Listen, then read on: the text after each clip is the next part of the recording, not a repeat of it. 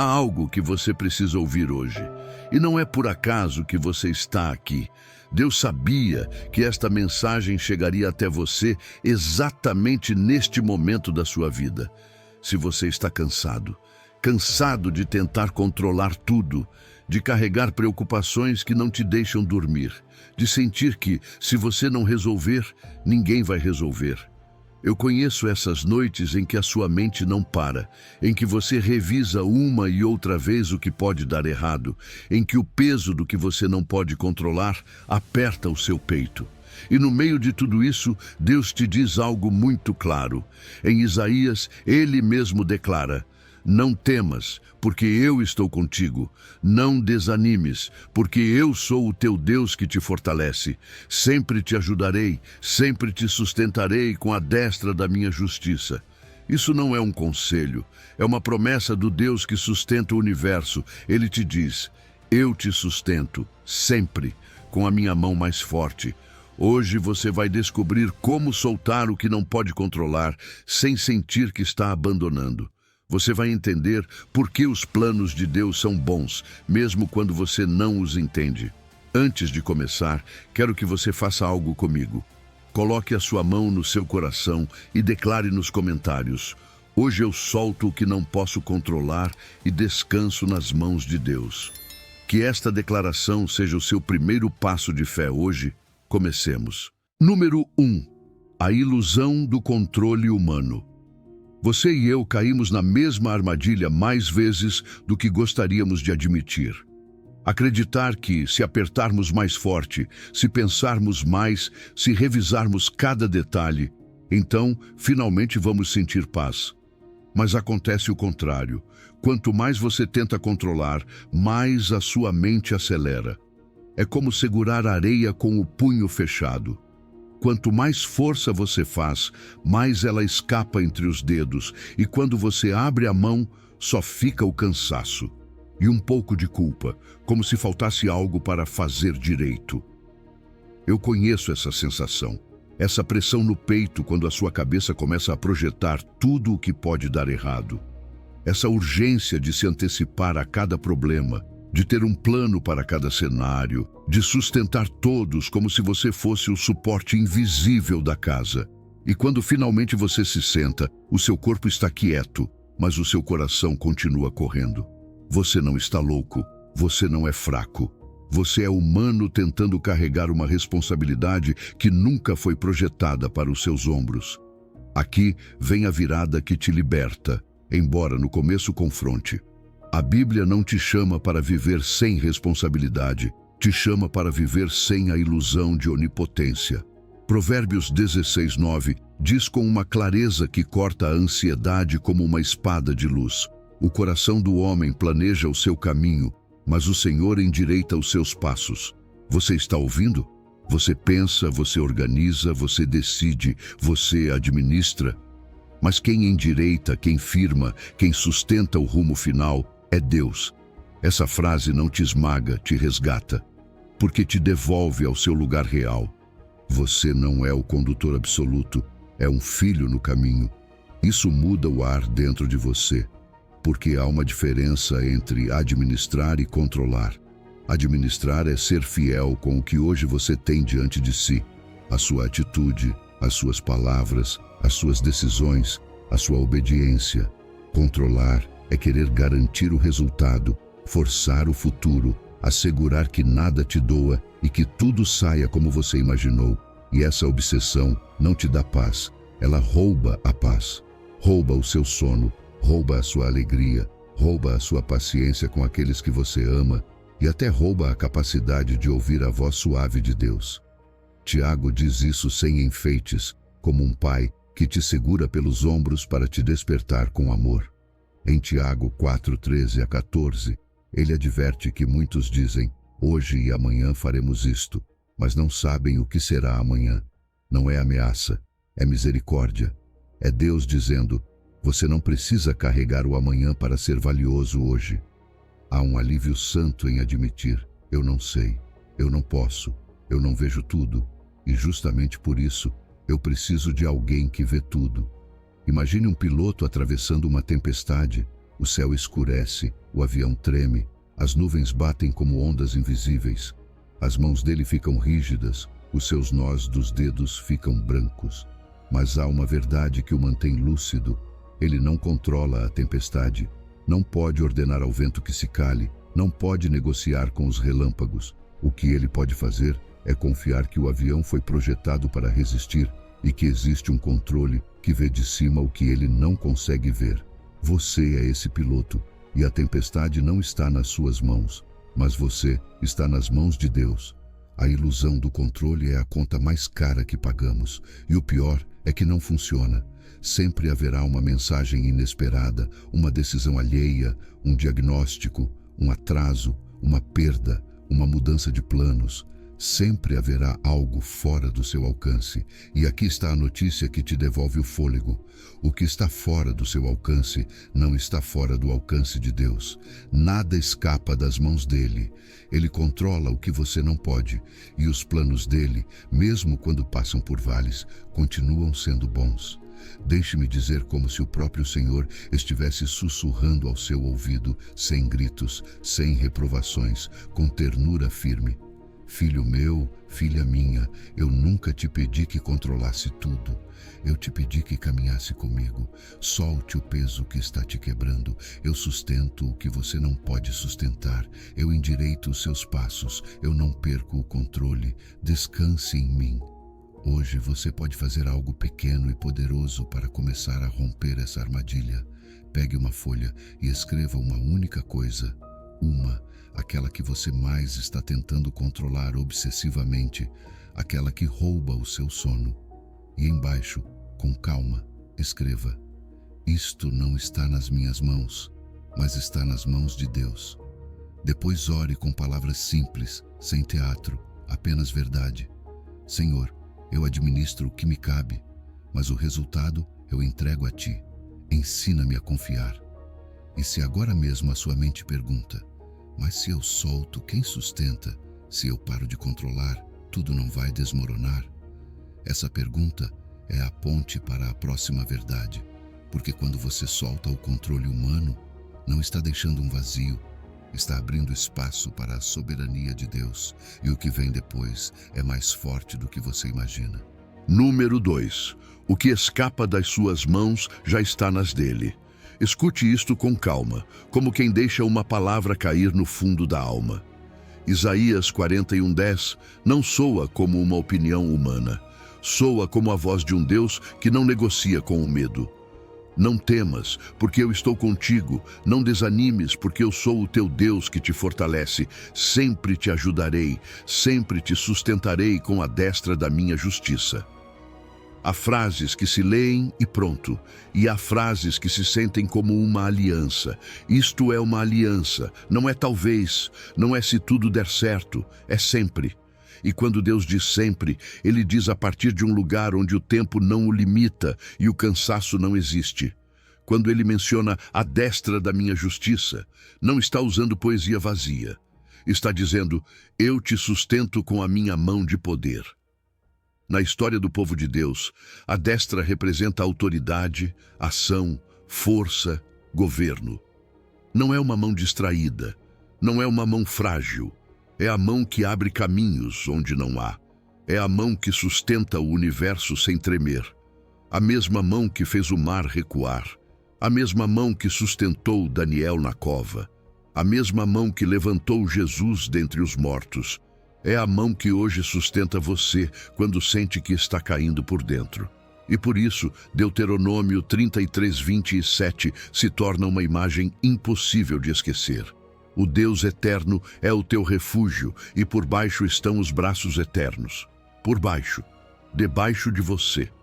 Como se Deus estivesse dizendo: não importa quão fundo você sinta que está caindo, não existe um ponto onde eu não esteja.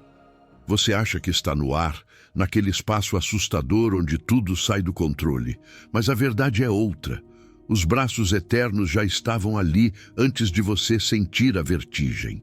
Não apareceram em emergência.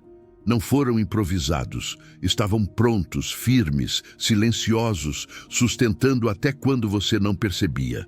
Eu sei que às vezes você sente que as suas mãos ficaram vazias, que aquilo que você tanto tentou segurar escapou, que você fez o possível, orou, insistiu, planejou e ainda assim se foi. E o medo sussurra: agora está solto, agora sim pode acontecer o pior. Mas escute esta verdade com peso de céu. O momento exato em que algo saiu das suas mãos foi o momento exato em que entrou plenamente nas mãos de Deus. Não houve um segundo de vazio. Não houve um instante no ar sem dono. Para você foi perda de controle. Para Deus foi confirmação do governo dele. O mundo diz que soltar é perder, que soltar é desistir, que soltar é abandonar. Mas no reino de Deus, soltar não é abandonar, é transferir. Soltar é dizer: isto já não sustento eu com as minhas forças limitadas, coloco em mãos melhores.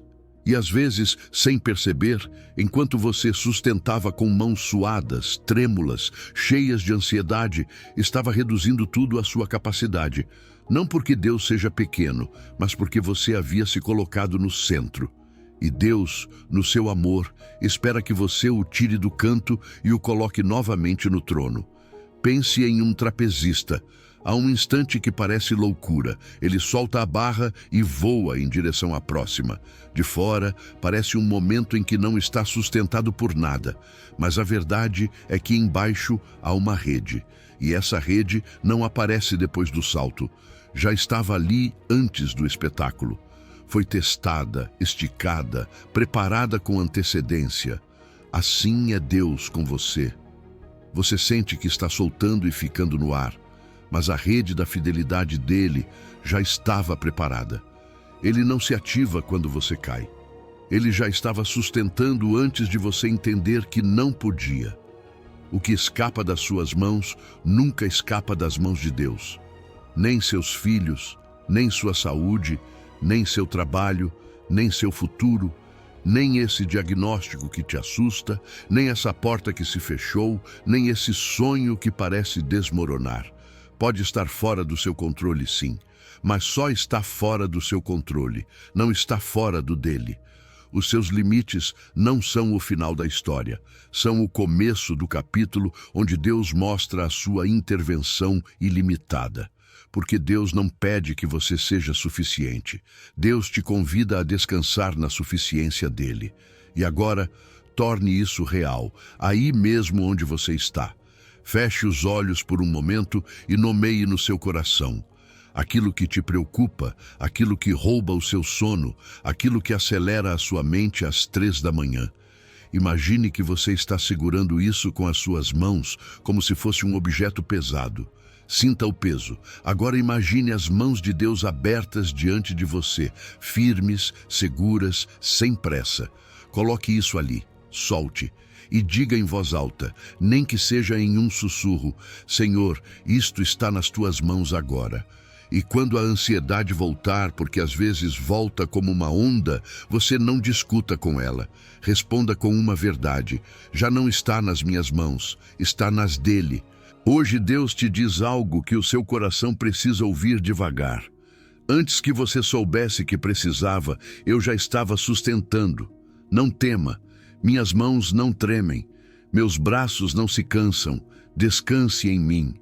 E talvez agora você pense: está bem, Deus sustenta as coisas grandes, mas e os pequenos detalhes, o cotidiano, aquilo que ninguém vê? A resposta vai te surpreender, porque em Deus não existem detalhes insignificantes. Número 3. A soberania de Deus sobre cada detalhe. Há uma mentira silenciosa que entra no coração quando você está cansado. Deus está longe, e o que é meu é pequeno demais para que ele pare. E essa mentira parece lógica quando você está no meio de um problema cotidiano, quando não é uma grande tragédia pública, mas aquele detalhe que aperta por dentro e ninguém vê. Mas Jesus, com uma simplicidade que desarma, disse algo que deveria te fazer parar imediatamente. Mateus 10, 29 ao 30. Não se vendem 2 passarinhos por um asse? e nenhum deles cairá em terra sem o consentimento de vosso Pai. E até mesmo os cabelos da vossa cabeça estão todos contados. Pense nisso devagar. Um passarinho, algo que o mundo considera insignificante, um preço mínimo, uma moeda pequena. E ainda assim Deus observa quando ele cai. E depois Jesus desce ainda mais, um cabelo. Algo tão pequeno que você nem percebe quando cai. E Deus não apenas vê, Deus conta. Isso significa que no coração de Deus não existe a categoria de sem importância. Esta é a grande ideia que pode mudar como você caminha todos os dias. O Deus que move galáxias também cuida dos seus detalhes. O Deus que sustenta o universo não olha para a sua vida com distância nem com pressa. Se importa para você, importa para Ele. Se rouba a sua paz, Ele mantém isso no olhar dele. Se faz você chorar em silêncio, Ele registra com ternura. Não porque seja fraco, mas porque é Pai. E um pai não ama apenas nos momentos enormes. Ama no cotidiano, no simples, no repetido, no que para outros é pequeno, mas para você pesa como uma montanha. O Salmo 139:3 confirma isso com uma intimidade que abraça. Esquadrinhas o meu andar e o meu deitar, e conheces todos os meus caminhos. Todos. Não os importantes, não os dignos. Todos. O seu andar quando você sai de casa com o coração apertado. O seu repouso quando você se deita e a sua mente não se cala. Os seus caminhos quando ninguém está te observando e somente Deus vê a sua batalha interna. Há preocupações que você nem sabe explicar, mas Deus já as conhece. E quando Deus conhece, não é como um espectador curioso, é como um pai que está envolvido, como um pastor que guia, como um senhor que governa. Talvez você já tenha pensado isto alguma vez. Deus tem coisas maiores para atender do que o meu problema. E essa frase, embora pareça humilde, na verdade te deixa sozinho, porque te afasta da mesa onde Deus quer te sentar. Faz você orar com medo, como se estivesse incomodando. Mas para um Deus infinito, não há hierarquia de importância como há para nós. Deus não é limitado por tempo, nem por atenção, nem por energia. Ele não precisa escolher entre sustentar uma nação e sustentar o seu coração. Pode fazer tudo ao mesmo tempo, com a mesma perfeição, com o mesmo amor. E aí está o paradoxo precioso do reino. Deus é tão grande justamente porque pode cuidar do pequeno. Imagine um relojoeiro mestre trabalhando em um relógio de precisão. Ele tem peças minúsculas, do tamanho de uma semente, e ainda assim, com uma lupa no olho, dedica tempo e paciência para colocar cada engrenagem no lugar exato. Por que ele tem tanto cuidado com algo tão pequeno? Porque entende que a precisão do relógio depende de cada peça. Um detalhe mal colocado e todo o mecanismo se altera. Assim é Deus com você. Ele não despreza o pequeno porque ele vê o todo. Ele sabe que um detalhe cotidiano pode ser a porta por onde entra a ansiedade, ou também pode ser a porta por onde entra a paz. Ele sabe que uma conversa, um pensamento, uma decisão aparentemente mínima pode ser uma peça-chave no plano bom que ele está tecendo. Por isso, você precisa ouvir isto com firmeza. Deus não delega os assuntos menores como se fossem irrelevantes. Não existe um departamento celestial de coisas pequenas. Tudo passa pelas mãos dele. As suas preocupações cotidianas estão dentro da soberania dele. E aquilo que você chama de pequeno problema, Deus chama de oportunidade de te mostrar o meu cuidado. Ele não governa apenas os grandes acontecimentos. Ele governa os seus processos, os seus tempos, as suas portas, as suas esperas. Nada escapa das mãos dele. Ele controla o que você não pode. E os planos dele são bons, mesmo quando você ainda não entende o porquê do vale. Torne isso prático hoje. Atreva-se a contar a Deus aquele detalhe que você tem escondido na oração, aquela preocupação pequena que te dá vergonha de mencionar. Diga a Ele como um filho fala com o Pai e tome uma decisão de vida que muda a alma. Pare de classificar os seus problemas como dignos ou indignos da atenção de Deus. Leve todos a Ele, porque se Deus conta os seus cabelos, também conta as suas lágrimas. Se Ele vê o passarinho cair, também vê quando a sua força cai. E escute este sussurro, como se Deus se inclinasse ao seu ouvido. Não há nada na sua vida que seja pequeno demais para mim. Você nunca é um incômodo para mim.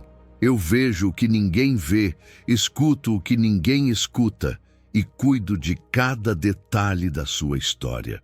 Agora que você sabe que Deus cuida até do mínimo, surge uma pergunta honesta. Se Ele sustenta tanto, por que você se sente tão cansado? Talvez a resposta não esteja no que te falta, mas no que você está carregando. Número 4. O esgotamento de carregar o que não te corresponde. Eu conheço esse cansaço que não se cura com uma noite de sono. Esse tipo de esgotamento que faz você abrir os olhos pela manhã e sentir que já está atrasado, já está carregado, já está lutando. Como se a sua alma não tivesse descansado nem um minuto. É um peso que se instala no peito, uma tensão na mandíbula, uma mente que não apaga a luz. E muitas vezes, se formos honestos, esse cansaço não vem só do que você faz. Vem do que você está carregando em segredo, do que você colocou sobre si sem perceber, como se tudo dependesse de você. O mundo te aplaude por isso. Diz que responsável, que forte, que admirável. E por fora você sorri, mas por dentro você está se dobrando, porque chega um ponto em que carregar mais já não é coragem, é desespero. Chega um ponto em que sustentar todos já não é amor, é medo. E Deus te olha com outros olhos. Deus não se impressiona com a sua capacidade de aguentar. Deus se entristece ao ver você vivendo como escravo de um peso que Ele nunca te deu. A força do reino não se mede pelo quanto você carrega, mas pelo quanto você confia. Por isso Jesus faz um convite que não é religioso, é medicinal. Mateus 11, 28 ao 30 diz: Vinde a mim todos os que estáis cansados e sobrecarregados, e eu vos aliviarei. Tomai sobre vós o meu jugo, porque o meu jugo é suave e o meu fardo é leve. É como se Jesus estivesse dizendo: se você se sente esmagado, venha. Se sente que não aguenta mais, venha. Se o seu peito está cheio de peso, venha. E depois ele te dá um sinal claro: o jugo dele é suave, o fardo dele é leve. Então, se o que você está carregando está te quebrando, talvez isso não venha de Deus. Talvez seja uma mochila que você mesmo encheu com pedras que não te pertencem. Pedro também diz isso com uma clareza que não deixa espaço para desculpas. 1 de Pedro 5,7: lançando sobre ele toda a vossa ansiedade, porque ele tem cuidado de vós. Não diz guardando um pouco, não diz controlando um pouco mais. Diz lançando, jogando, arremessando, como quando você tira um casaco encharcado e pesado e o joga para longe. E a razão não é que Deus te tolere, é que Deus cuida de você. Você não é um peso para Ele, Ele é o seu refúgio. Olhe isto com humildade. Existem dois tipos de cargas. Existem cargas designadas por Deus, e essas vêm com graça. Quando Deus te chama para algo, Ele te dá força para fazer. Quando Deus te entrega uma responsabilidade, Ele te acompanha com o Espírito dele. Há esforço sim, mas há sustento. Há trabalho sim, mas há paz no centro. E existem as cargas autoimpostas, aquelas que nascem do medo, do perfeccionismo, da culpa, do desejo de controlar o incontrolável. Preocupar-se com o futuro que você não controla. Sentir-se responsável por decisões que outros vão tomar. Carregar o estado emocional de todos. Querer ser o salvador da sua casa, da sua família, da sua história.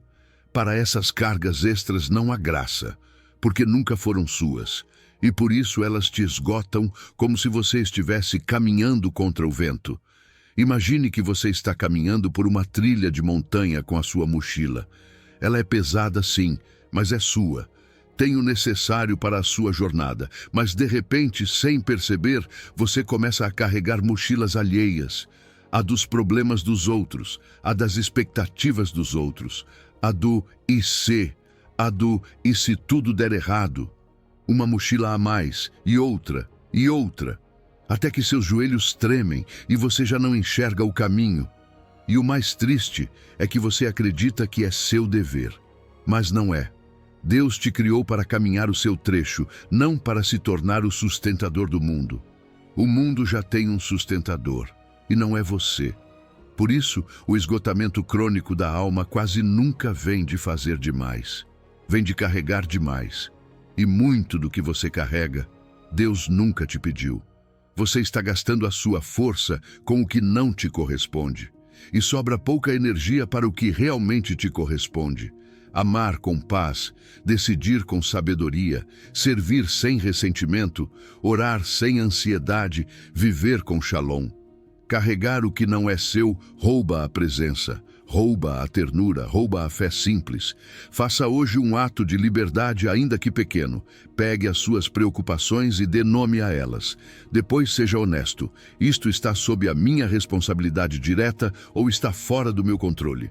E o que estiver fora, entregue. Não negocie, não retenha por garantia, entregue e crie um momento de graça, um pequeno sábado da alma, 15 minutos nos quais você decide conscientemente não resolver nada, não planejar nada, não antecipar nada, apenas respirar e dizer ao Senhor: Tu sustentas o mundo sem a minha ajuda, eu descanso em tuas mãos. O seu cansaço revela o que você carrega. A sua paz revela o que você soltou. E hoje Deus te diz, com uma voz que não acusa, mas abraça: Filho meu, filha minha, eu vejo como você se dobra sob esse peso. Nunca te pedi para carregar tudo isso. O meu jugo é suave, o meu fardo é leve. Venha a mim e descanse. Eu não te amo pelo que você carrega, eu te amo por quem você é. E talvez agora surja um temor em você. Se eu soltar algo importante, tudo vai se arruinar. O que você precisa entender sobre os planos de Deus é exatamente isto. Eles não dependem do seu controle, dependem da fidelidade dele. Número 5. Os planos de Deus são bons mesmo que você não os entenda. Sei o que é caminhar com a cabeça baixa, tentando entender o porquê. Por que aquela porta se fechou quando você jurava que era a sua oportunidade? Porque você orou, insistiu, chorou. E ainda assim, o céu pareceu silencioso. E então nasce uma pergunta que pesa. Se Deus me ama, por que permite isso? Esse porquê pode parecer um muro entre o seu coração e o coração de Deus. Mas hoje, quero te acompanhar por um caminho que não te pede respostas rápidas, e sim descanso profundo. Porque aqui está o paradoxo. Você quer entender para poder confiar. Explique-me e então descansarei, diz a sua mente. Mas a fé bíblica inverte a ordem. Confie e o descanso chega. Às vezes a compreensão aparece depois, e outras vezes não chega completa. Mas a paz sim, porque a paz não se sustenta em ter um mapa, e sim em conhecer aquele que guia os seus passos. Há uma diferença entre dizer isso não faz sentido e dizer isso não faz sentido para mim. O segundo reconhece o seu limite. Você vê um momento, Deus vê a história. Quando você diz não entendo, não está dizendo não há propósito. Está dizendo ainda não vejo. Escute como Deus se apresenta em Jeremias 29:11. Porque eu sei os pensamentos que tenho a vosso respeito, diz o Senhor, pensamentos de paz e não de mal, para vos dar o fim que esperais. Note o detalhe que liberta. Ele diz, eu sei.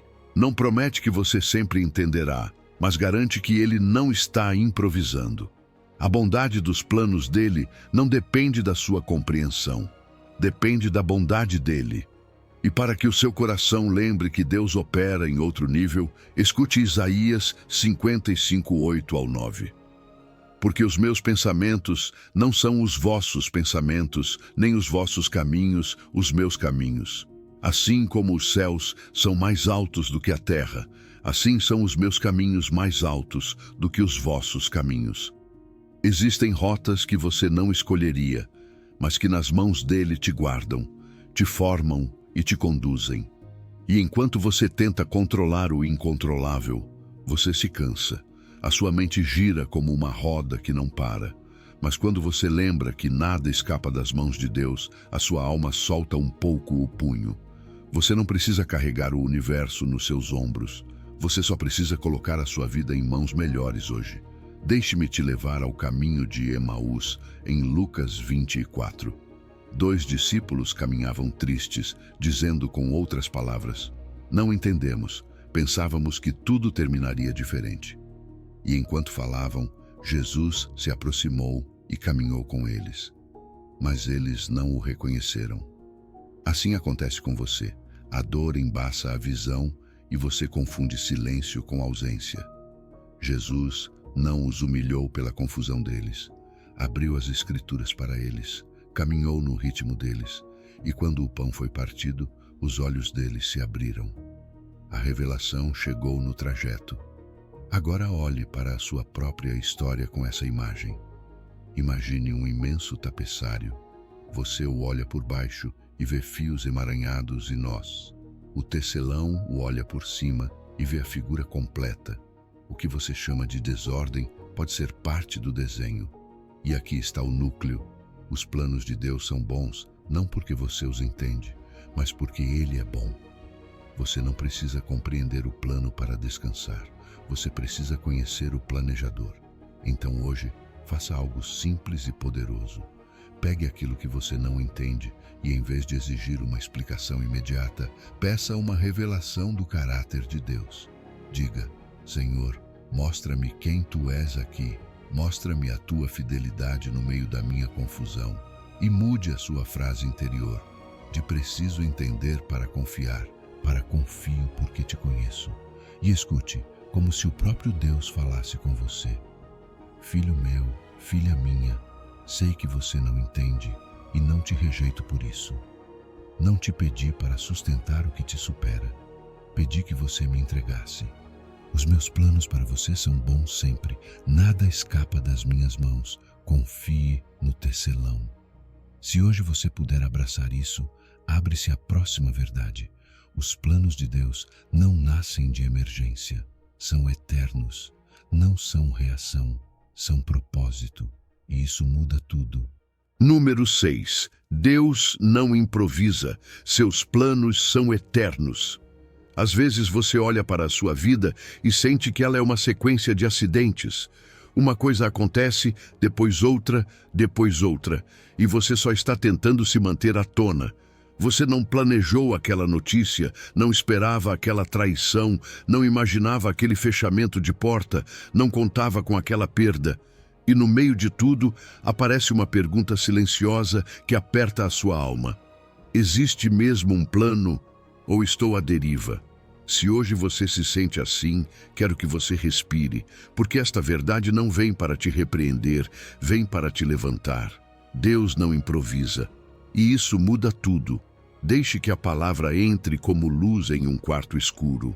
Isaías 46:10 descreve Deus como aquele que anuncia o que há de vir desde o princípio e desde a antiguidade, o que ainda não foi feito, que diz: o meu conselho permanecerá e farei toda a minha vontade. Olhe cada frase como se estivesse descobrindo um segredo sagrado. Desde o princípio, desde a antiguidade, antes de você ter um medo, antes de existir o seu problema, antes de o tempo mostrar o seu rosto difícil, Deus já tinha traçado o plano. Não porque seja frio, mas porque é soberano. Não porque seja distante, mas porque é eterno. E agora pergunte comigo, com calma, sem pressa. O que descobrimos aqui sobre quem Deus é?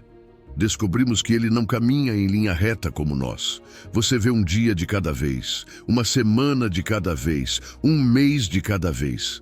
Deus vê o princípio e o fim ao mesmo tempo. O futuro que te assusta, para Ele não é surpresa. Já está sob o olhar dele. Descobrimos também que o seu conselho permanecerá. Isso significa que ele não muda por pânico, não treme por rumores, não se ajusta pela pressão do momento. E descobrimos algo ainda mais profundo. Ele fará tudo o que quer. A vontade dele não está à mercê de circunstâncias, nem de pessoas, nem de inimigos, nem de atrasos. Você pode sentir que tudo está desmoronando, mas o plano de Deus não se desfaz. Paulo confirma isso de uma maneira que fortalece o peito quando o coração está cansado. Em Efésios 1:11 diz que nele fomos também feitos herança, havendo sido predestinados conforme o propósito daquele que faz todas as coisas segundo o conselho da sua vontade. Todas as coisas, não algumas, não apenas as fáceis, não apenas as que você entende, todas, segundo o seu desígnio, não segundo o caos, não segundo o acaso, não segundo o medo, segundo a vontade eterna e perfeita do Pai, que não perde o controle. Talvez você esteja pensando, mas eu vejo perdas, eu vejo mudanças, eu vejo erros, eu vejo dores. E eu não vou negar isso. Existem coisas que realmente doem. Existem portas que se fecham e parecem morte. Existem pessoas que vão embora e deixam um quarto vazio na alma. Existem orações que parecem bater no teto. E no meio desse luto, a sua mente diz: isso não pode fazer parte de plano nenhum. Deixe-me te fazer uma pergunta que pode mudar a sua perspectiva. E se aquilo que você chama de acidente, Deus chama de encontro? E se aquilo que te pegou de surpresa estava marcado no calendário do céu antes de você nascer? Não para te destruir, mas para te formar. Não para te humilhar, mas para te redirecionar para algo que você ainda não vê. Você acha que Deus está reagindo à sua vida, mas a verdade é o contrário. A sua vida se desenvolve dentro de um plano que Ele traçou antes de o tempo existir. Você não é uma crise que Deus precisa administrar. Você é uma história que Ele está escrevendo, e o autor já leu o final. Quando você está tremendo por causa do capítulo, ele está sustentando o livro inteiro.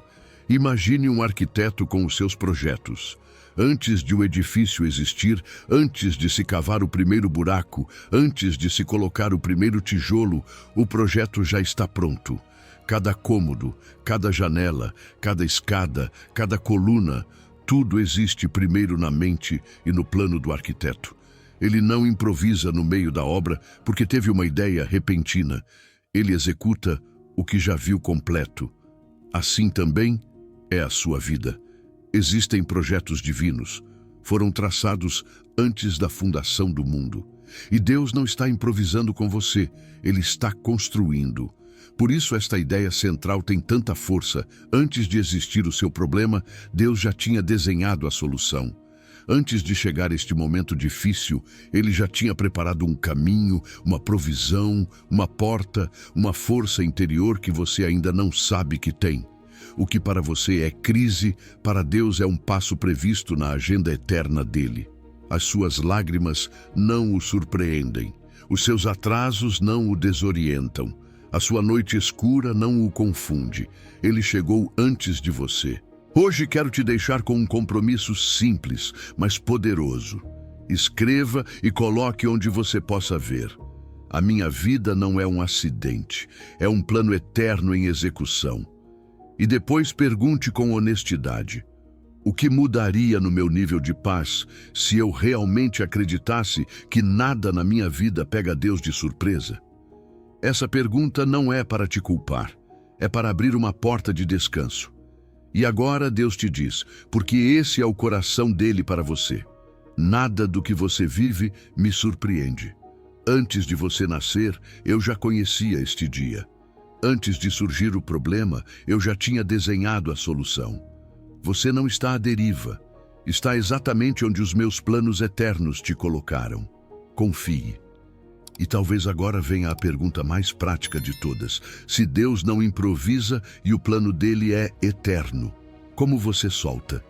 Como isso se parece na vida real, deixar ir o controle sem sentir que está abandonando tudo?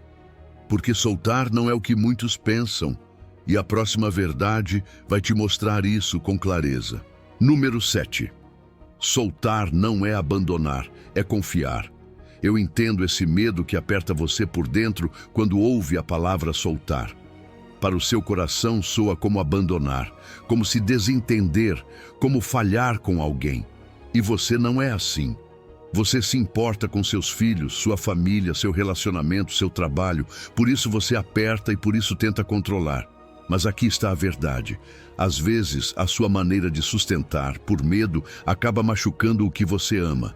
Essa é a nossa condição caída. Confundir amor com controle. Cuidado com ansiedade.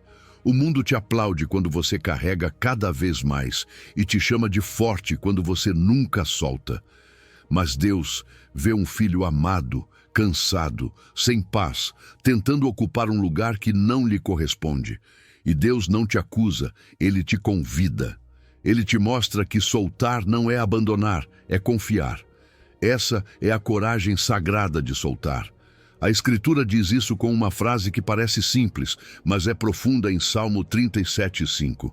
Encomenda ao Senhor o teu caminho, confia nele, e o mais ele fará. Encomendar não é jogar algo no vazio.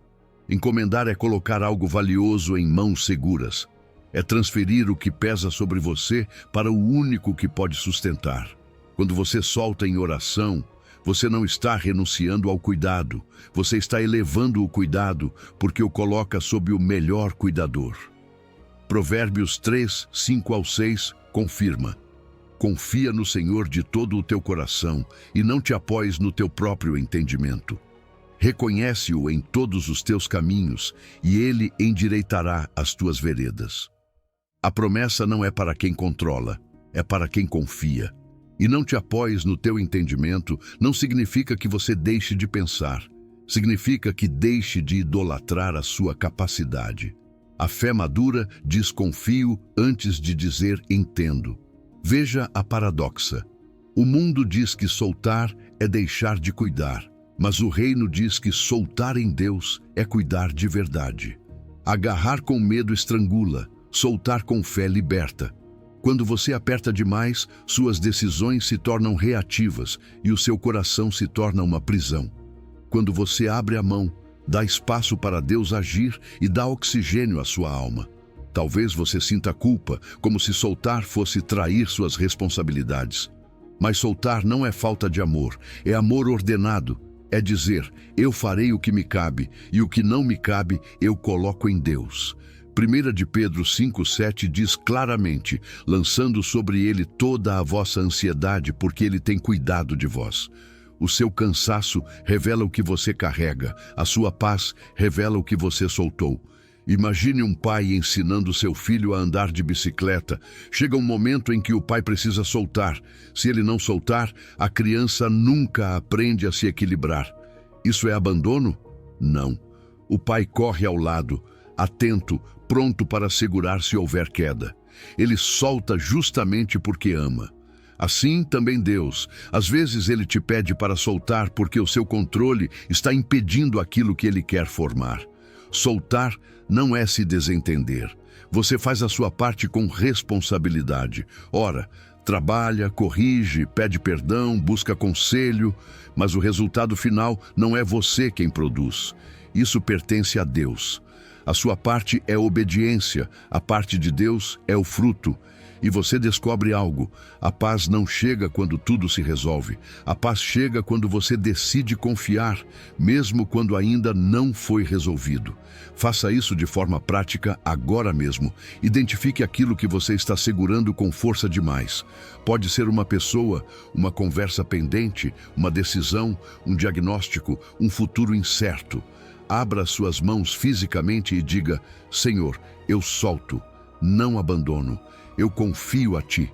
Respire devagar e repita, já não está nas minhas mãos, está nas Tuas. Soltar não é deixar de amar. É amar o suficiente para confiar em Deus.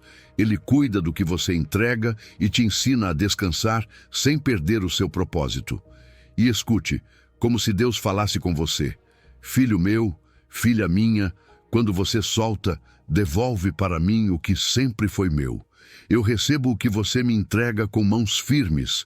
Eu não tremo, eu não me canso. Solte com fé, eu sustento. E enquanto eu sustento, você volte a respirar e volte a viver. Número 8. O medo do futuro e a paz do presente. O futuro. Esse lugar para onde a sua mente vai quando tudo está em silêncio. Às vezes não é à noite, às vezes é em pleno dia, mas a sensação é a mesma. Uma pontada no peito, um nó na garganta, um filme de cenários que ainda não existem. E de repente, você está vivendo um amanhã imaginado com o corpo cansado de hoje. Eu entendo você. Esse medo do futuro é um ladrão silencioso. Não rouba o dinheiro, rouba a paz, rouba o descanso, rouba a capacidade de enxergar o que está bem neste momento, porque obriga você a olhar para o que pode dar errado. Existe uma ironia cruel na ansiedade pelo amanhã. Você sofre no presente por coisas que não aconteceram e que talvez nunca aconteçam. O seu coração paga hoje o preço de uma tempestade que só existe na sua mente. É como se a sua alma se fechasse em uma prisão construída com "e se". E quanto mais você se adianta, mais você se desgasta. Você se torna um viajante que não vive o caminho, porque está obcecado com o final. Mas Deus não te criou para viver adiantado. Deus te criou para caminhar com Ele, passo a passo, dia a dia, respiração por respiração. Jesus não foi suave com a ansiedade, porque sabia que a ansiedade destrói você por dentro.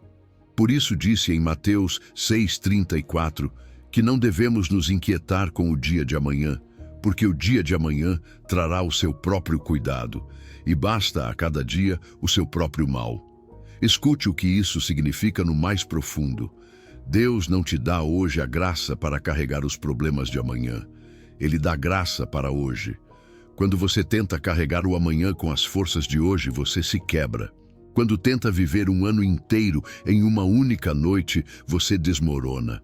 Por isso o Mestre te traz de volta ao presente, como quem segura o seu rosto com ternura e o vira para a luz. Aqui, agora, comigo. E aqui vem uma verdade que muda a maneira de olhar o futuro. O futuro que te assusta já foi visitado por Deus. Você vive dentro do tempo, como quem caminha por um corredor longo vendo apenas a porta da frente. Mas Deus não vive limitado como você. O seu amanhã, que para você é incerto, para Ele já está diante dos seus olhos. O território desconhecido que te paralisa é território familiar para o seu Pai. Ele já esteve lá. Ele já viu o que você ainda não vê. E se Ele já viu, então também já preparou o que você vai precisar. Quando você se preocupa, muitas vezes não está pensando, está tentando controlar com a mente o que não pode controlar com as mãos. E isso acaba sendo uma forma de desconfiança disfarçada de responsabilidade. Porque a preocupação sussurra: Deus não vai chegar a tempo. Mas a fé responde: Deus já está lá. Preocupar-se com o futuro é duvidar do Deus que já o habita.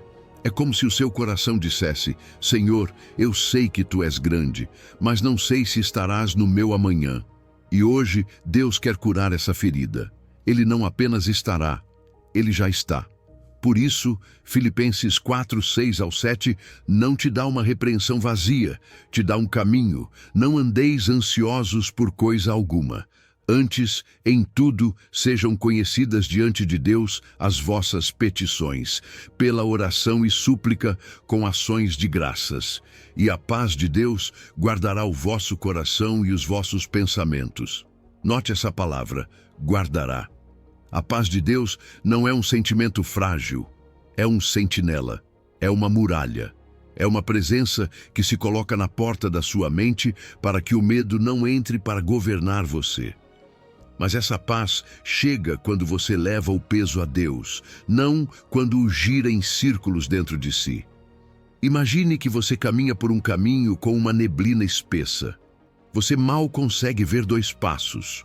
O medo grita que mais adiante há um precipício, que você vai se perder, que ninguém vai te ajudar. E então, no meio da neblina, você sente uma mão firme segurando a sua. Não uma mão nervosa, uma mão em paz. E você escuta uma voz que não corre, que não treme. Eu conheço esse caminho, já o percorri, siga o meu passo. O futuro é desconhecido para você, sim, mas o seu guia já o percorreu. Ele não te espera no amanhã como quem chega atrasado. Ele te recebe, ele já preparou refúgios, provisão, forças e direção. Quando sentir que a sua mente volta a ir para o amanhã com medo, volte para o seu corpo e volte para Deus. Coloque os pés no chão, respire fundo, devagar, como quem volta para casa. E diga em voz alta, ainda que seja um sussurro: hoje estou aqui. Hoje Deus está comigo. Amanhã Deus estará diante de mim. Faça isso outra vez. Não para convencer Deus, mas para treinar a sua alma a habitar o presente onde a graça existe. E escute este sussurro de graça, como se Deus falasse diretamente com você. Filho meu, filha minha, pare de se adiantar para sofrer. Não te peço que vivas no amanhã. Peço que caminhes comigo hoje. O futuro que te aterroriza, eu já percorri. Já preparei provisão para cada dia. Já coloquei graça suficiente em cada momento que virá. Descanse aqui, agora. Eu cuido do amanhã. E quando você deixa de temer o futuro, algo muda por dentro. Você começa a olhar os seus planos frustrados com outros olhos, porque entende que, quando os seus planos desmoronam, os de Deus apenas começam. Número 9. Quando os planos humanos falham, os de Deus prevalecem. Parece um funeral, não é? Aquele instante em que o seu plano desmorona e você fica olhando para as ruínas sem saber como continuar. Aquilo que você construiu com esforço, aquilo que você sonhou em silêncio, aquilo que você imaginou com tanto detalhe e de repente apaga, quebra, fecha. E o pior não é só a perda, mas a pergunta que chega depois, como um eco que dói. E agora, o que eu faço? Eu não vou minimizar isso. Existem fracassos que parecem um golpe no coração. Existem quedas que te deixam sem ar. Existem momentos em que a única coisa que você consegue fazer é sentar e olhar para o chão, porque a sua mente não consegue processar o que aconteceu. Deus vê essa dor e Ele não a despreza. Mas no meio dessas ruínas, existe uma verdade que pode transformar a sua perspectiva. Você vê um plano que morreu e Deus vê espaço para construir. Você vê um fim e Deus vê o início de algo que não poderia nascer enquanto o seu plano ocupava o lugar. Este é o paradoxo do reino. O que você chama de fracasso, muitas vezes é redirecionamento divino. Não porque Deus tenha prazer na sua dor, mas porque Ele não está limitado à sua rota. Ele não fica preso às suas portas fechadas. Ele sabe abrir caminhos onde você só vê parede. Provérbios 19:21 diz com uma clareza que corta e cura ao mesmo tempo. Muitos são os planos no coração do homem, mas o conselho do Senhor permanecerá. Muitos planos, muitas ideias de como a sua vida deveria ser, muitas rotas que você considerava perfeitas. E ainda assim, existe um conselho que permanece acima de tudo, o de Deus. Isso não é uma ameaça, é uma promessa. Porque se o seu plano era frágil, o de Deus é firme. Se o seu plano dependia de pessoas, circunstâncias e tempos que mudam, o de Deus descansa em um caráter que não muda. Os planos dele não desmoronam com o vento. Os planos dele permanecem mesmo no vale.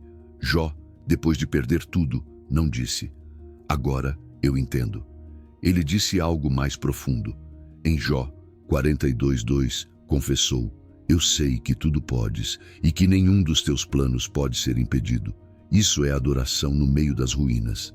Não é negar a dor. É reconhecer o poder de Deus quando a sua força acabou. É dizer: Senhor, o meu plano já não existe, mas tu ainda estás aqui.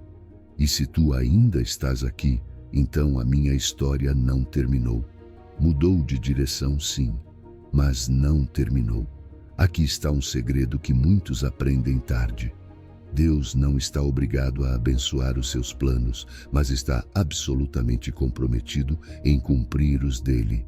E isso, embora no começo fira o seu orgulho, no final cura a sua alma, porque você não precisa que Deus apoie cada ideia que você teve.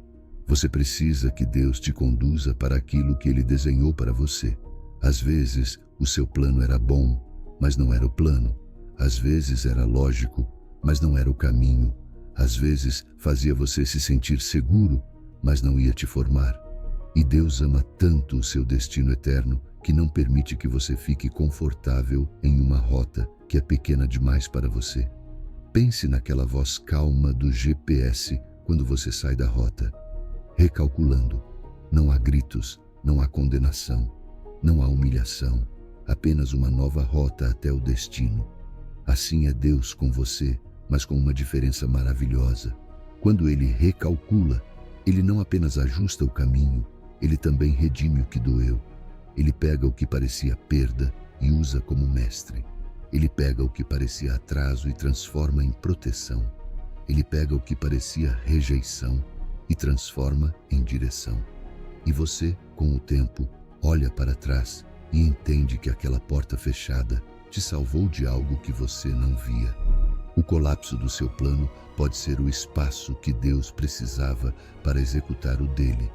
Porque existem planos de Deus que exigem que você solte primeiro, que o seu controle morra, que aquela estrutura onde você era o dono se quebre.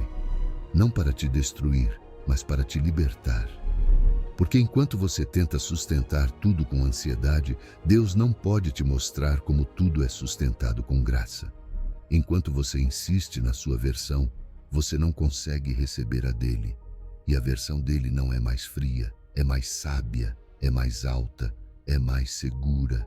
Hoje, em vez de ficar chorando apenas o que caiu, faça uma pergunta que abre céus no meio dos escombros. Senhor, o que tu queres construir neste espaço vazio? Essa pergunta não apaga a dor, mas a transforma em terreno fértil. Essa pergunta não nega a perda, mas convida à redenção. E se hoje estiver difícil, se você ainda sente o peso no peito, então apenas repita isto com fé simples. O meu plano falhou, mas Deus não. Eu não sei o que vem depois, mas Deus sabe. Eu vejo ruínas, mas Deus vê fundamentos.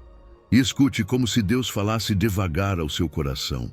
Eu sei que dói ver o seu plano em ruínas, mas olhe outra vez. Não são escombros, são espaço. Espaço para o que eu quero fazer. Eu não te abandonei na sua queda. Estou aqui, nas suas ruínas, como arquiteto e pai.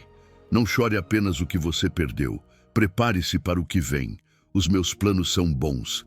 Confie em mim. E quando você começa a enxergar assim, algo se quebra por dentro.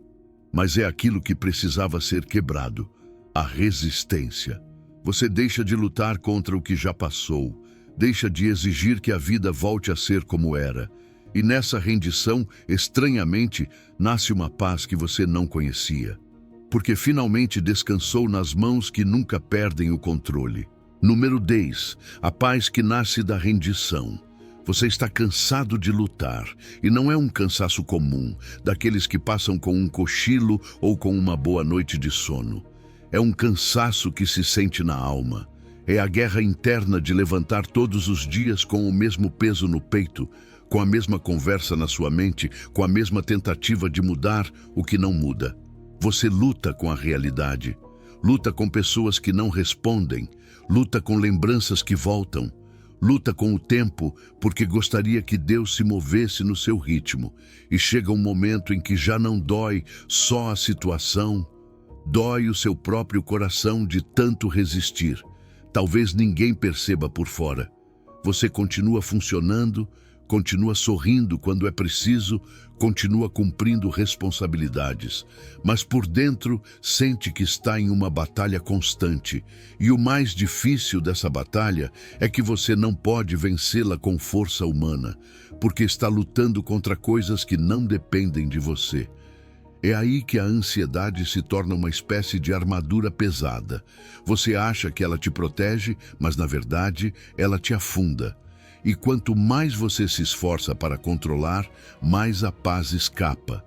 Ensinaram a você que render-se é perder, que os fortes nunca se rendem, que a vida se conquista apenas com esforço. Mas existe uma batalha onde essa lógica se quebra, e é a batalha contra a vontade de Deus. Nessa luta, quanto mais você luta, mais sangra por dentro. Porque mesmo que não diga, o fundo da luta é este pensamento: Senhor, eu sei melhor como as coisas deveriam ser. E sem perceber, você se coloca em competição com o único que não pode perder. Por isso, render-se a Deus não é derrota, é a única vitória que produz paz verdadeira. Isaías 26:3 guarda uma promessa que não é poesia bonita, é uma chave para a sua vida. Deus conservará em perfeita paz aquele cujo pensamento está firme nele, porque nele confia. Perfeita paz. Não paz por alguns momentos, não paz quando tudo dá certo, paz que guarda, paz que cuida, paz que sustenta. E a condição não é que os seus problemas desapareçam, mas que o seu pensamento permaneça em Deus. Permanecer significa ficar, ancorar-se, continuar, mesmo quando a sua emoção quer fugir. É dizer: Senhor, a minha mente está inquieta, mas a minha confiança permanece contigo. E então chega aquela frase que muitos ouvem, mas poucos obedecem de verdade, porque é mais difícil do que parece. Aquietai-vos e sabei que eu sou Deus. Isso diz o Salmo 46:10.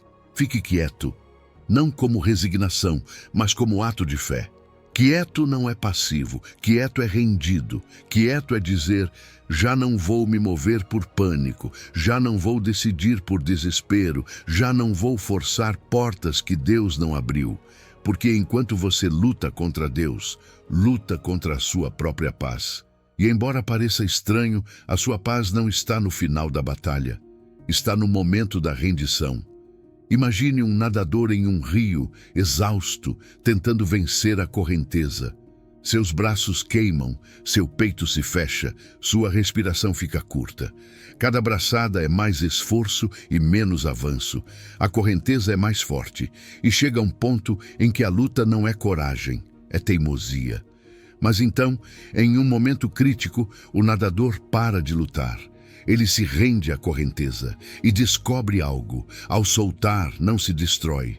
Ele flutua, descansa, respira e a correnteza o leva. Não o leva ao caos, o leva ao lugar certo. Assim acontece quando você para de nadar contra Deus. A correnteza da vontade dele não é para te afogar, é para te levar aonde a sua alma finalmente respira. Render-se não é perder, é parar de competir com o único que não pode perder. Render-se é dizer: Senhor, Tu és Deus e eu não. É um ato humilde, mas poderoso, porque no instante exato em que você se rende de verdade, nasce uma paz que não depende de que tudo esteja resolvido.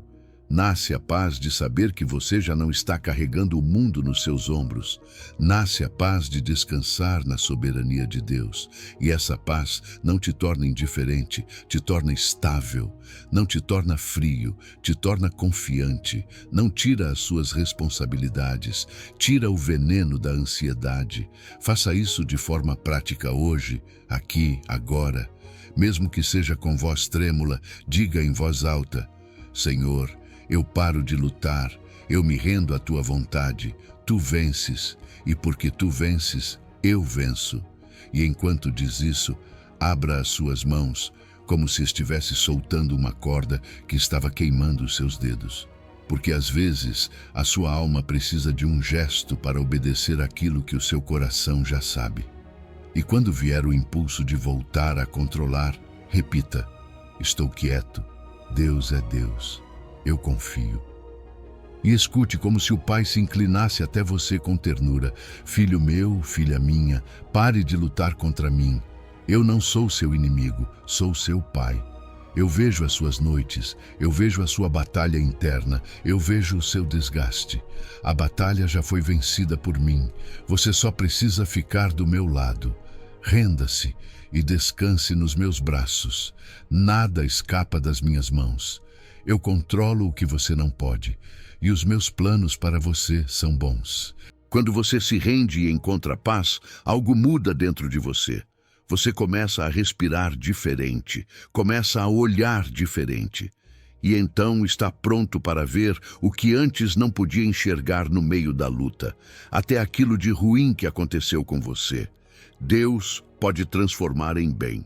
E ali, onde você pensava que só havia perda, começa a obra silenciosa da redenção. Número 11. Deus transforma o mal em bem. Pare um momento, respire fundo. E deixe que esta verdade entre devagar, como luz que se infiltra por uma fresta quando tudo dentro parecia escuro. Romanos 8, 28 diz que sabemos que todas as coisas cooperam para o bem daqueles que amam a Deus, daqueles que são chamados segundo o seu propósito. Não diz que todas as coisas são boas, diz que Deus pode fazer com que cooperem para o bem. Essa diferença é um oceano de esperança.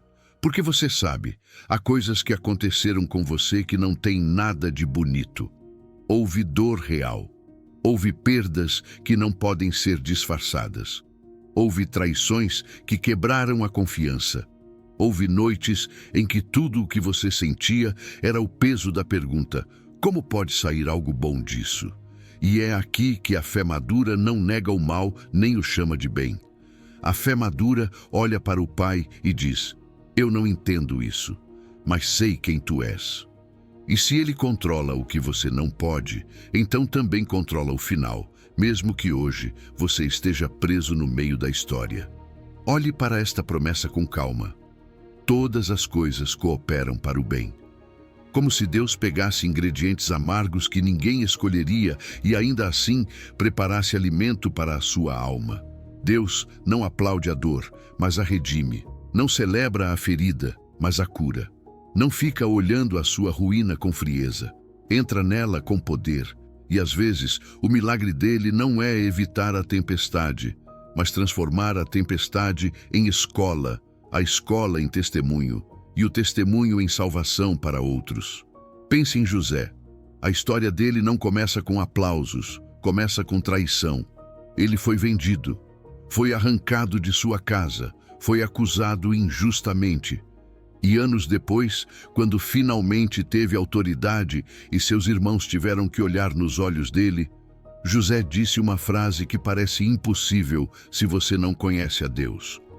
Vocês intentaram o mal contra mim, porém Deus o tornou em bem.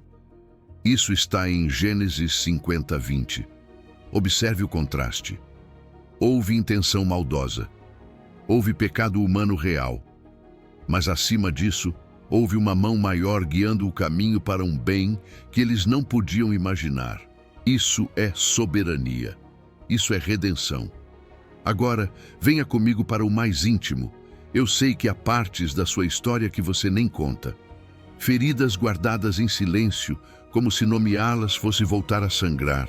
E pode ser que você tenha se perguntado se Deus estava ali, se Ele viu, se importou, se aquilo escapou das mãos dele. Hoje quero que você escute isso com ternura. Nada escapou, nada o surpreendeu. E embora você não entenda por que Ele permitiu certas coisas, Ele não deixou você sozinho. Ele estava mais perto do que você imaginava, mesmo quando você não o sentia. Existe uma arte antiga que pode ajudar você a enxergar como Deus trabalha. Chama-se kintsugi. Quando um vaso se quebra, não o jogam fora. Não tentam esconder as rachaduras. Elas são preenchidas com ouro e as rachaduras ficam visíveis, brilhando. A peça se torna mais valiosa, não porque a quebra tenha sido boa, mas porque a restauração foi bela. Assim, o Senhor age com você. Ele não apaga a sua história como se nunca tivesse acontecido. Ele a redime. Ele pega o que está quebrado e o torna útil. Ele pega a cicatriz e a transforma em sinal de vida. E aqui vem algo que o inimigo odeia.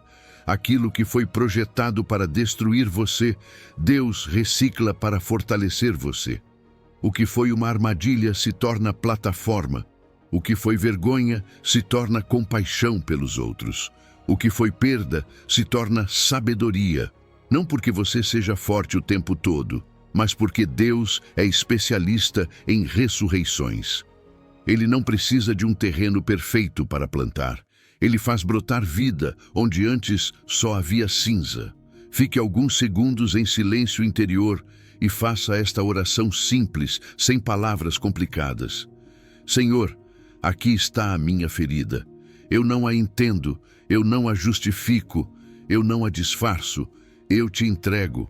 E depois, com a mesma honestidade, pergunte a Ele, como podes usar isso para o bem? Não para que o passado doa menos de repente, mas para que a sua alma deixe de sentir que sofreu em vão. Há dores que você não escolhe, mas há um Deus que escolhe redimi-las. Hoje Deus diz a você, com voz suave, como pai que não se cansa de você: eu conheço cada rachadura do seu coração. A sua história não me assusta, a sua noite não me intimida. Eu venho com ouro nas minhas mãos, não para negar o que você viveu, mas para transformar. Confie em mim. Eu não vou desperdiçar a sua dor. Vou transformá-la em vida, vou transformá-la em bem, vou transformá-la em propósito. E quando essa verdade se estabelece, algo muda na sua maneira de enxergar. Você deixa de ver o seu passado como uma sentença e começa a vê-lo como material nas mãos do restaurador. O seu capítulo mais escuro não tem a última palavra. A última palavra pertence a Deus. E agora fica uma pergunta muito humana, muito real. O que você faz enquanto espera essa transformação? Como você vive no enquanto isso, sem se desesperar, sem correr, sem voltar a tomar o controle? É aí que aprendemos a descansar enquanto esperamos. Número 12. A fé que descansa enquanto espera. Há um tipo de cansaço que não se cura dormindo. É o cansaço de esperar. O cansaço de orar com lágrimas, de crer com forças emprestadas, de olhar para a mesma situação dia após dia e sentir que nada muda. Você não está louco por sentir essa tensão. Você não é menos espiritual por dizer em silêncio: Senhor, até quando? Há batalhas que não te quebram pelo golpe, mas pelo tempo. E hoje Deus traz para você um remédio que não depende de que o resultado chegue já, mas de que a presença dele te sustente enquanto chega. Escute o que já é seu, mesmo que você ainda não veja o que espera. Salmo 27:14 diz: espera no Senhor, anima-te, e Ele fortalecerá o teu coração. Espera, pois, no Senhor. Olhe essa frase com calma: fortalecerá o teu coração. A espera bíblica não é uma sala de tortura, é uma sala de treinamento. Não é desespero passivo, é confiança ativa. É aprender a respirar no meio do processo, porque você conhece o Deus que não falha, mesmo que não corra no ritmo da sua urgência. E aqui vem a promessa que sustenta a alma quando ela se sente fraca. Isaías 40:31 diz: mas os que esperam no Senhor renovarão as suas forças. Subirão com asas como águias, correrão e não se cansarão, caminharão e não se fatigarão. A espera em Deus não é um deserto sem água, é um lugar onde Ele renova por dentro. Há forças que só nascem no entretempo, há caráter que só se forma quando você não pode apressar o relógio. Mas sejamos honestos, porque a fé verdadeira não se disfarça. Você vive no já e ainda não. Já tem promessa, mas ainda não tem evidência. Já Deus te ama, mas ainda dói. Já sabe que Ele é bom, mas ainda há perguntas sem resposta. E essa tensão não é um pecado, é parte do caminho. Davi a sentiu, Jó a gritou, e Jesus, no Getsêmani, experimentou um peso tão real que suou como gotas de sangue. A espera não significa que Deus está te castigando. Muitas vezes significa que Deus está te preparando. Há algo que você precisa ouvir com suavidade e com firmeza. Deus não está atrasado, está sendo preciso. Você mede o tempo com ansiedade, mas Deus o mede com propósito. 2 de Pedro 3:8 nos lembra que para o Senhor um dia é como 1000 anos e 1000 anos como um dia. Não é que Deus esqueceu a sua oração, não é que Ele ficou sem poder. é que ele vê o quadro completo e você vê apenas um canto. Ele sabe o momento exato em que a bênção não te fará mal, em que a porta aberta não te desviará, em que a resposta não te fará retroceder. A precisão dele também é amor. Imagine uma semente debaixo da terra, escuridão, pressão, silêncio. Se essa semente pudesse falar, diria: nada está acontecendo. Mas no oculto, o milagre acontece. A casca amolece, a raiz busca profundidade. A vida se organiza por dentro antes de se mostrar por fora. Há respostas que não nascem primeiro ao seu redor, nascem primeiro em você. A espera não é inatividade de Deus, é preparação invisível. Enquanto você conta dias, Deus forma raízes. Enquanto você sente que o céu está em silêncio, Deus trabalha em segredo. Por isso, a fé madura não mede Deus pela velocidade da sua resposta, mas pela certeza do seu caráter. Há uma fé imatura que diz: se não respondes rápido, então não estás comigo. E há uma fé madura que diz: mesmo que eu ainda não veja nada, sei quem tu és. Porque você não confia em um relógio, você confia em um pai. E descansar enquanto espera não é resignação, é a máxima expressão de confiança. É dizer: eu não entendo o calendário, mas conheço aquele que o sustenta. Faça isso hoje, com ternura consigo mesmo. Quando a ansiedade te empurrar para controlar, mude a pergunta. Em vez de repetir quando, Senhor, sussurre: Senhor, o que queres fazer em mim enquanto espero? E depois entregue a Ele algo específico, não em geral. Nomeie o que te angustia. Coloque isso nas mãos dele com palavras simples, porque o que não se entrega se carrega, e o que se carrega esmaga. Mas o que se entrega descansa. E aqui vem o sussurro da graça, como se Deus falasse ao seu ouvido no meio da noite: filho meu, filha minha, eu não me esqueci de você. Eu vejo o seu cansaço, eu conto as suas lágrimas. Veja o que já é seu agora mesmo: o meu amor, a minha presença, a minha promessa. O que você ainda não vê já está a caminho. Não se apresse a sofrer antes do tempo. Descanse em mim. Eu não chego atrasado, eu chego perfeito, e enquanto você espera, eu te sustento. Quando essa verdade se firma, algo libertador acontece dentro de você. Você deixa de viver como se tudo dependesse de você. Você deixa de lutar contra o tempo. Você deixa de transformar a espera em uma condenação. E descobre que mesmo no entretempo, Deus continua sendo Deus. E você pode voltar a respirar. Porque nada escapa das mãos dele. Ele controla o que você não pode. E os planos dele, mesmo quando demoram, continuam sendo bons. Número 13. Você não é Deus, e isso é boa notícia. Deixe-me dizer algo que parece simples, mas que para muitos de nós é difícil aceitar de verdade. Viver como se tudo dependesse de você é uma das formas mais rápidas de perder a paz. Porque quando você se acredita o sustentador, o salvador, o controlador de cada coisa, a sua alma começa a carregar um peso que não foi projetado para levar. E mesmo que você não diga em voz alta, a sua mente repete isso o dia inteiro: se eu não resolver, ninguém vai resolver. E essa frase, que parece responsabilidade, muitas vezes é medo disfarçado. Medo de que tudo desmorone, medo de falhar, medo de perder quem você ama, medo de que Deus não chegue a tempo. E esse medo, pouco a pouco, te torna escravo do controle. Eu também já estive aí, nesse lugar onde cada problema parece pessoal, onde cada decisão dos outros você quer consertar, onde cada resultado você persegue como se fosse uma ameaça.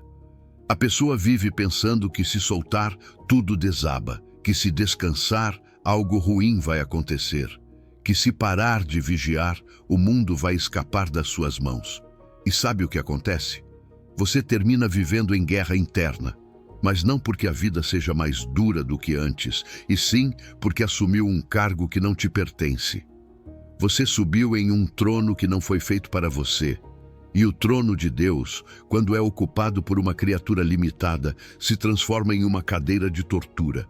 Por isso esta parte é tão libertadora, porque a verdade que mais te alivia não é que você se torne mais forte, nem que você tenha mais controle, nem que você tenha todas as respostas.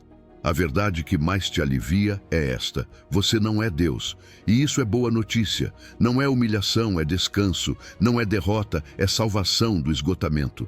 Salmo 103 diz com uma clareza que acalma a alma: sabei que o Senhor é Deus. Foi Ele que nos fez, e não nós a nós mesmos. Somos povo seu e ovelhas do seu pasto. Ele é Deus, você não. Ele te fez. Você não se inventou. E você é ovelha do seu pasto, não o dono do campo. Isso significa que há um pastor. Isso significa que há direção. Isso significa que há cuidado. Isso significa que há alguém que pode carregar aquilo que está te quebrando por dentro. E quando você tenta discutir com isso, o seu espírito se cansa ainda mais. Isaías 45:9 expressa isso com uma imagem forte. Ai daquele que contende com o seu Criador. Porventura dirá o barro ao que o formou: que fazes? Há algo profundamente absurdo quando um vaso reclama com o oleiro, como se soubesse mais. E você e eu, sem perceber, fazemos isso quando vivemos tentando controlar o incontrolável. Quando o coração diz: Senhor, eu sei como minha vida deve ser. Quando a mente insiste: se não acontecer como eu quero, então tudo está errado. E aí nasce a angústia, porque você está competindo com o único que não pode perder, e essa competição só te deixa exausto. Então hoje quero te propor algo simples, mas poderoso. Renuncie. Sim, renuncie ao cargo de Deus da sua vida. Renuncie ao papel de solucionador total. Renuncie ao hábito de carregar tudo. E faça isso como um ato de fé, não como um ato de derrota. Diga a Deus com palavras simples: Senhor, admito que não sou Deus, não tenho todas as respostas, não posso controlar tudo e hoje paro de tentar. Essa frase, quando sai do coração, é como abrir uma janela em um quarto sem ar. Entra paz, entra luz, entra oxigênio espiritual. Imagine alguém que trabalha em uma empresa e um dia decide sentar na sala do dono. Começa a assinar coisas que não entende, toma decisões que o ultrapassam, carrega responsabilidades que não foram projetadas para ele. Vive tenso, irritado, sem dormir, com medo constante, até que alguém lhe diz: Ei, você não é o dono, volte para o seu lugar. E quando ele volta à sua mesa, ao lugar que realmente lhe corresponde, sente um alívio imediato, porque agora pode fazer a sua parte sem carregar o que não é seu. Isso é o que acontece quando você volta ao seu lugar em Deus. Você não é o dono do universo. Você é filho amado do dono. E o filho não foi criado para sustentar o mundo. Foi criado para confiar no Pai. E veja como tudo muda quando entendemos isso juntos, como comunidade, como família de fé.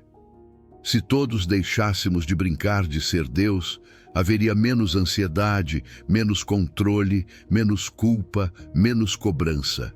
Seríamos mais gentis conosco mesmos, seríamos mais pacientes com os processos, seríamos mais livres, porque a dependência não é vergonha, é design divino. A sua limitação não é um defeito, é um convite para depender da sua ilimitabilidade, para descansar na sua soberania, para lembrar que nada escapa das suas mãos, que Ele controla o que você não pode e que os planos dele são bons mesmo quando você não entende o mapa. Hoje Deus te diz, sem condenação, sem reprovação: Filho meu, filha minha, eu nunca te pedi para ser eu te pedi para ser meu filho, minha filha, para descansar no meu amor, para confiar no meu poder. Pare de carregar o que não te pertence. O seu papel é confiar. O meu é sustentar. E eu faço isso muito bem. Quando essa verdade entra, algo muda no seu peito. Uma carga invisível cai. A mandíbula relaxa. Você respira melhor. Volta a sentir vida. Porque você não é Deus. E por isso pode descansar. E agora que você aceitou isso, está pronto para o próximo passo. Não apenas crer com a mente, mas declarar com a sua voz. Porque quando a fé é declarada, o coração se alinha. e a paz começa a governar. Número 14. Declaração de confiança radical.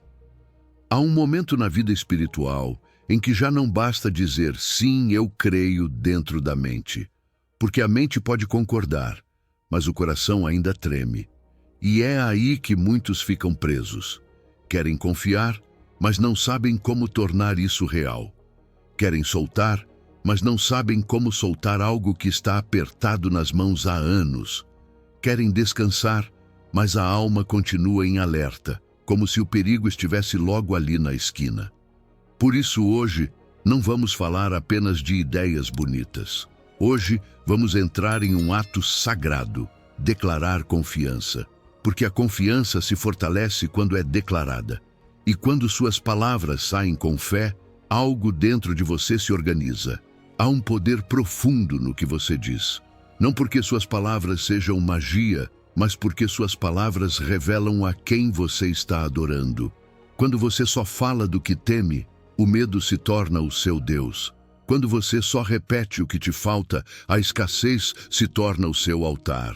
Mas quando você declara quem Deus é, quando você diz em voz alta o que escolhe crer, você está lembrando à sua alma quem governa.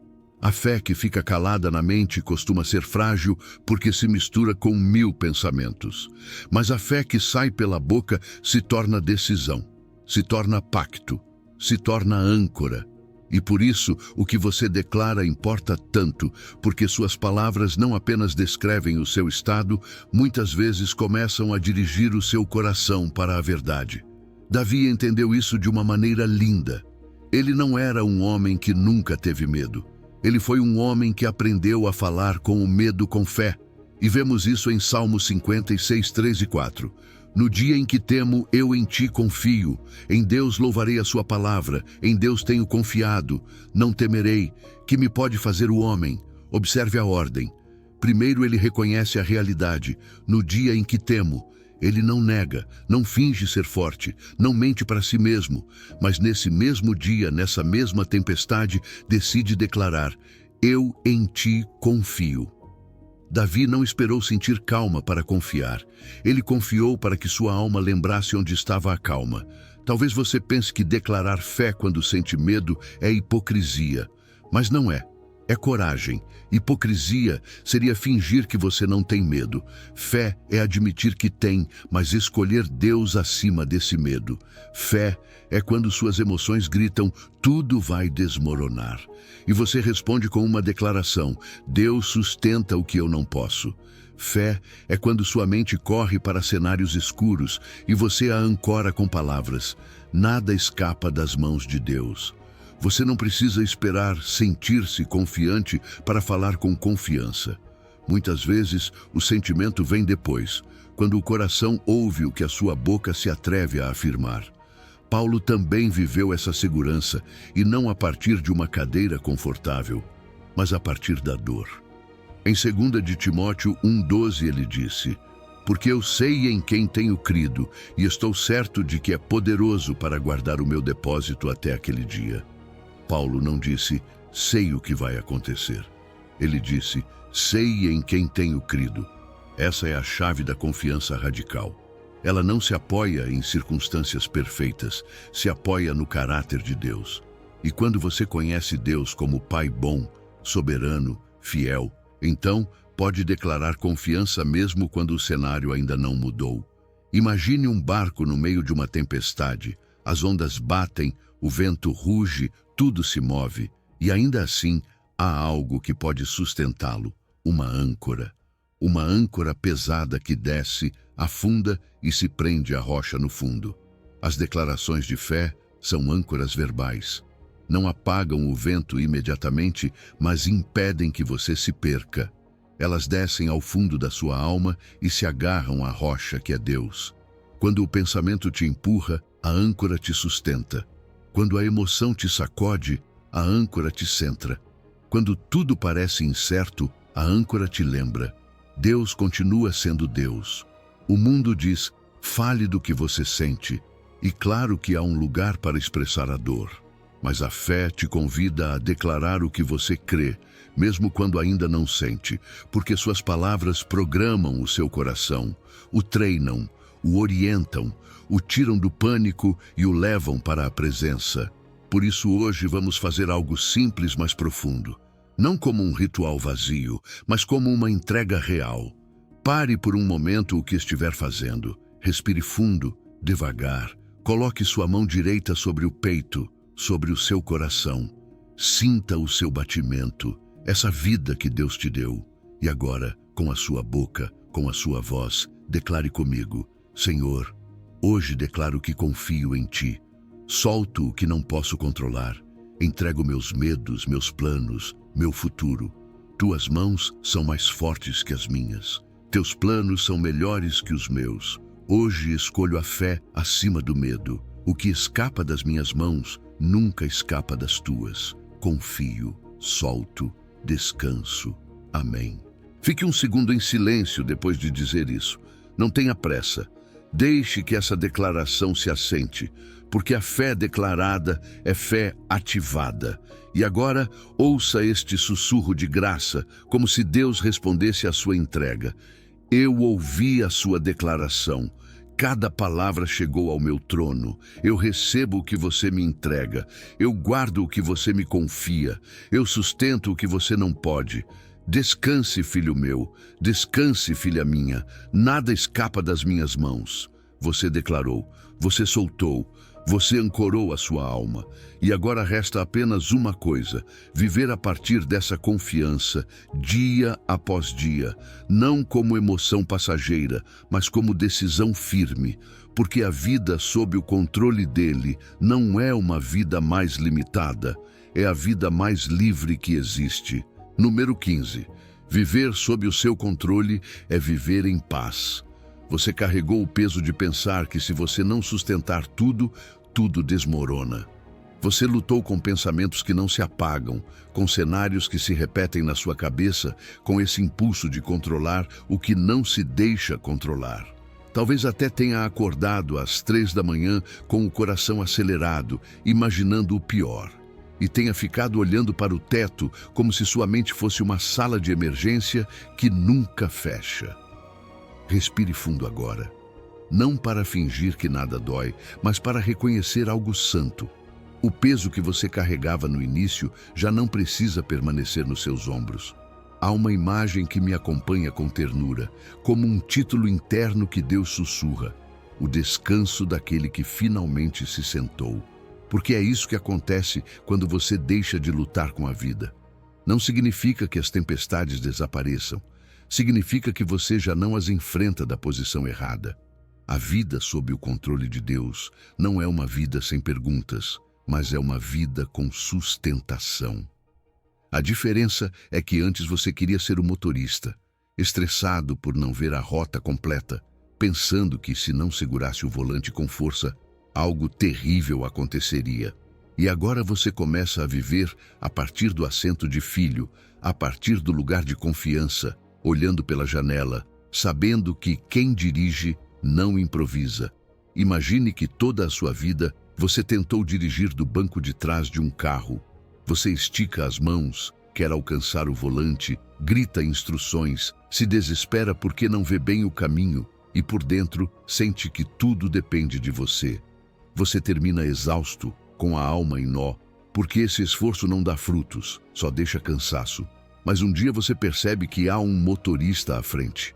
Um motorista que conhece cada curva, cada perigo, cada destino e não te pede para fazer o impossível, apenas te pede para confiar.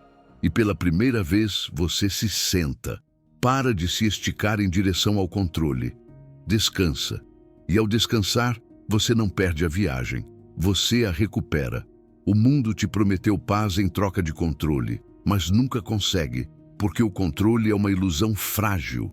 Basta uma notícia, uma doença, uma traição, uma mudança inesperada e tudo se desmonta. O reino de Deus te oferece algo mais profundo. Paz sem necessidade de controle. Paz que não faz sentido por fora, porque ainda existem ondas, mas por dentro é real, porque existe uma rocha. Sob o controle de Deus não há caos, mesmo que você ainda não entenda a ordem. Há um design, mesmo que seus olhos vejam apenas peças soltas. E essa é a fé madura, aquela que não precisa ver o mapa completo para dar o próximo passo. Ouça a voz da Escritura como um rio suave.